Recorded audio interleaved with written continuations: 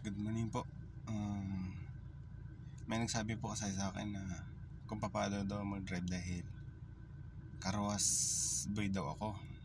Ngayon, sa akin lang, yung kung gusto niyo mag-drive, kailangan may kasama kayong isa. Tapos, number 1, yung call ka lang. Ibig sabihin, huwag kang taranta tapos may drive ka, wala kang ibig sabihin walang sasakyan. Ibig sabihin sa daan kayo na tulad ng airport, yan wala talaga, o basketball court, pwede kayo doon matuto, pero dito ko lang kayo turuan sa kwan muna, sa simple.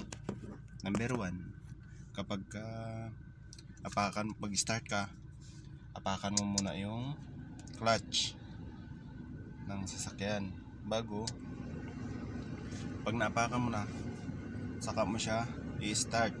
Kung sanay ka naman ay di yung cambio muna, alogin muna yung cambio. Yan, ibig sabihin pag umaalog yan, ibig sabihin hindi siya nakakambyo. Yan, tapos naka-start na, apakan mo yung clutch bago yung preno, saka mo siya ikakambyo. Kung saan ka punta, kung patras, edi pihitin mo pakabig sa'yo sa betulak. Ayan. Tapos nakita nyo na ba? Ewan ko. Wala akong maraming video marami sana akong camera. Ayan, nakatas na. Tayo lang. Ayan. Tayo lang ng ganyan.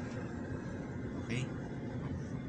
Tapos ito nga pala, bigyan nyo ng daan yung paikot. Salamat sa may-ari, hiniram ko lang, huwag sana kayo magalit. Yan, dandahan, bigyan nyo